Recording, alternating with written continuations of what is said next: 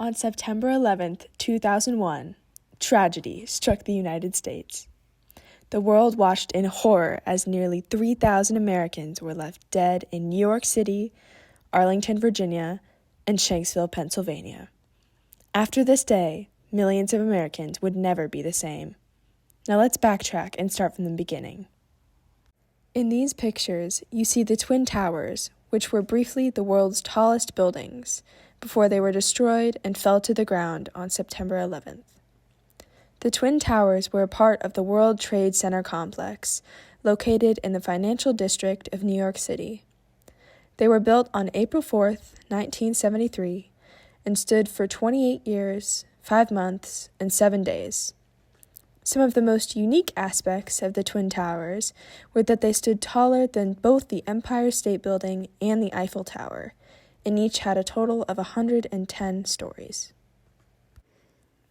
The Muslim extremist group named Al-Qaeda started to grow in the late 70s in Afghanistan.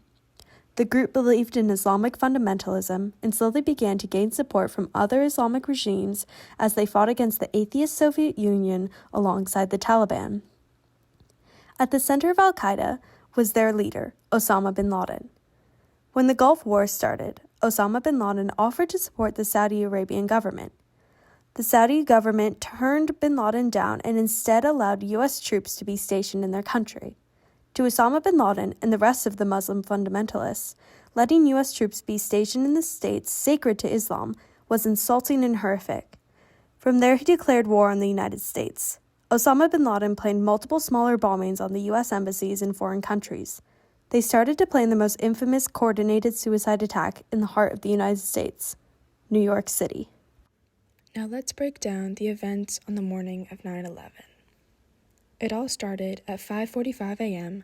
when the hijackers passed through security in Portland, Oregon, and boarded a flight to Boston, Massachusetts, where they would soon sneak onto flights 11, 175, 77, and 93.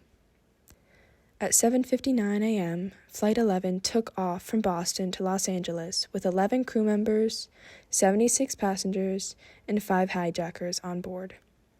Just 20 minutes later, at 8:19 a.m., Flight 175 took off from Boston to Los Angeles with 9 crew members, 51 passengers, and 5 hijackers on board.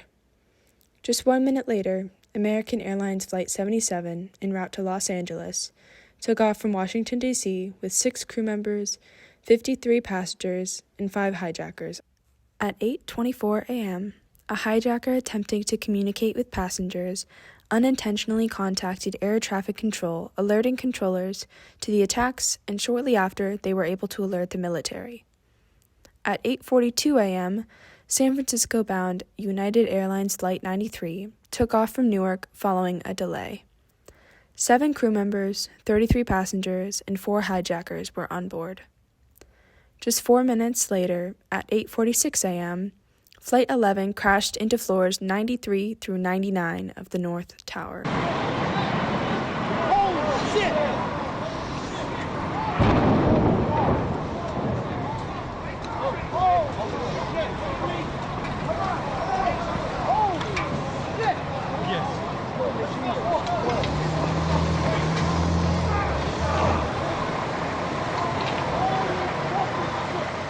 Let's take a look at some live footage from a news report on this day. This just in, you were looking at obviously a very disturbing live shot there. That is the World Trade Center, and we have unconfirmed reports this morning that a plane has crashed into one of the towers of the World Trade Center. The CNN Center right now is just beginning to work on this story, obviously calling our sources and trying to figure out exactly what happened, but clearly something relatively devastating happening this morning. At 8:50 a.m., President George W. Bush was alerted, and his advisors assumed this crash was a tragic accident. At 9 a.m., a flight attendant aboard Flight 175 alerted air traffic control that a hijacking was underway.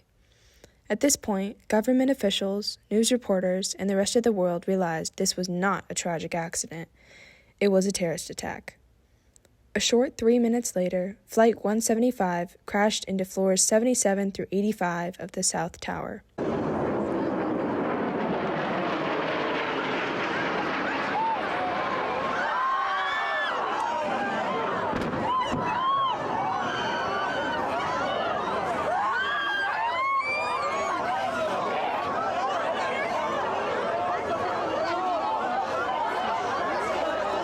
Jim Friedel in Hoboken said it appeared to bank sharply and smash directly, perhaps purposefully, into, oh my goodness, oh God, there's another one. Oh my goodness, there's another one. This seems to be on purpose. Oh my goodness. Now, President Bush soon learned that a second plane had crashed onto the World Trade Center and addressed his Americans, saying, "Terrorism against our nation will not stand." And now, if you join me in a moment of silence. At this point, the passengers on the two remaining flights, Flight 77 and 93, are aware that there was a hijacking, and they began to call their loved ones to say their last goodbyes. this is Ryan. Listen, on an airplane that's been hijacked, and things will go well. It's not looking good. I just want you to know I absolutely love you. Unfortunately for the people on Flight 77, their remaining time to phone their loved ones was cut short, and they crashed into the Pentagon at 9:37 a.m.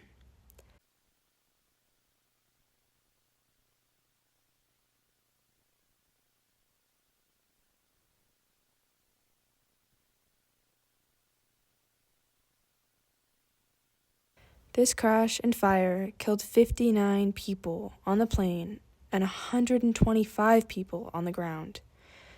At 9:42 a.m., the Federal Aviation Administration grounded all flights, and the White House and U.S. Capitol were evacuated. The passengers on Flight 93, however, were still able to call their loved ones. Here's a phone call from flight attendant Cece Lyles to her husband. Tuesday, 9:47 a.m. Hi, baby. Baby, you have to listen to me carefully. I'm on a plane that's been hijacked. I'm on the plane. I'm calling from the plane. Want to tell you I love you. I don't know what to say. There's 3 guys. They've hijacked the plane. I'm trying to be calm. I hope to be able to see your face again, baby. I love you. Bye. At 9:59 a.m., the South Tower collapsed in 10 seconds after burning for 56 minutes. 2 towers, a huge explosion now raining debris on all of us. We better get out of the way!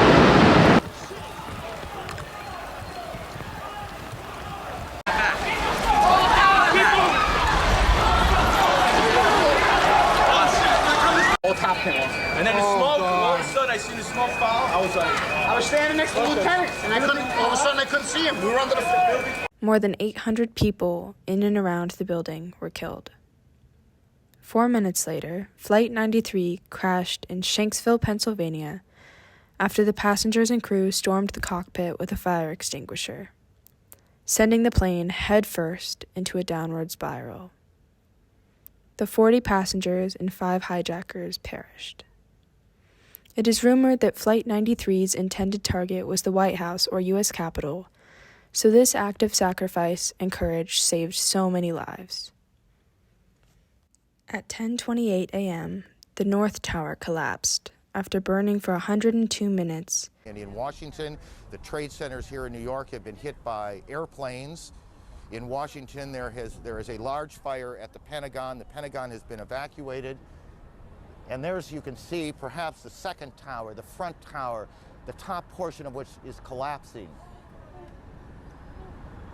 Good Lord.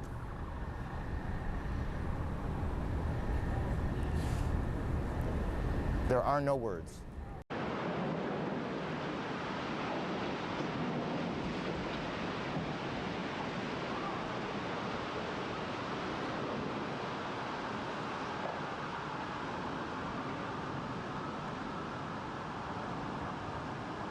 More than 1,600 people in and around the building were killed.